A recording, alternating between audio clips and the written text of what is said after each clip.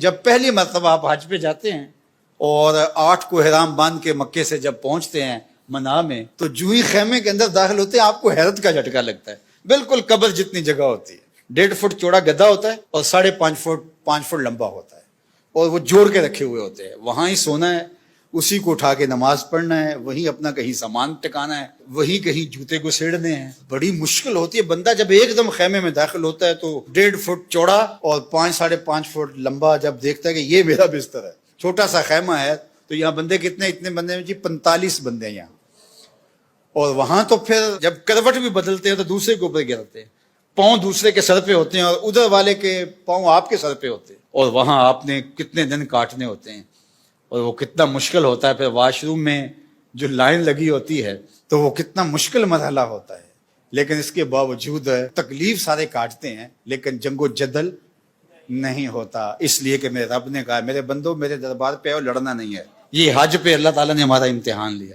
عورت سے مقاربت اور دیگر جو چیزیں ہیں وہ تو حج کے علاوہ جائز ہیں، حج کے لیے منع کی گئی ہیں.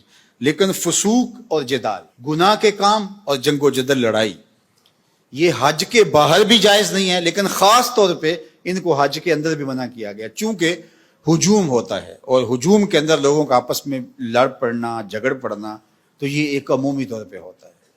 آپ میں سے جو لوگ دیہاتوں کے ہیں وہ اچھی طرح جانتے ہیں کہ ہمارے دیہاتوں میں میلے لگتے تھے. ہم جب چھوٹے ہوتے تھے تو ہر میلے پہ لڑائی ضرور ہوتی تھی، سر پھٹتے تھے اور آپس میں الجھاؤ ہو جاتا تھا. کیوں کہ جب لوگ جمع ہیں پھر اس میں لازمی ہوتا تھا، کبھی نہیں سنا تھا کہ میلہ ہو اور وہ کسی لڑائی پر منتج نہ ہوا، چھوٹی لڑائی ہو یا بڑی لڑائی ہو. کیوں؟ اس لیے کہ لوگ اتنے زیادہ ہوتے ہیں تو لڑائیاں ہوتی ہیں. اللہ اکبر. تو حج 40 لاکھ لوگوں کا اجتماع ہوتا ہے، کوئی لڑائی نہیں ہوتی. یہ کوئی چھوٹی بات تو نہیں ہے نا، یہ اسلام کی سچائی ہے. لوگ برداشت کرتے ہیں، راستہ دیتے ہیں. اللہ اکبر. حاجی کے لیے دل میں نرمی پیدا ہو جاتی ہے. تو جہاں 4 لوگ جمع ہوتے ہیں وہاں لڑائیاں ہوتی ہیں. حج سے بڑا میلہ کیا لگ سکتا ہے؟ یہ تو 4,000 10,000 50,000 کا میلہ ہوتا ہے، وہ 40 لاکھ کا میلہ ہوتا ہے. لیکن اس میلے کے اندر لڑائی نہیں ہوتی، اس لیے کہ میرے رب نے کہا ہے کہ ولا فسوق ولا جدال. او میرے بندو تم نے لڑنا نہیں ہے. کہا مالک تیرا حکم ہے، نہیں لڑیں گے. حج پہ ایک اور امتحان لیتا ہے اللہ. وہ کیا؟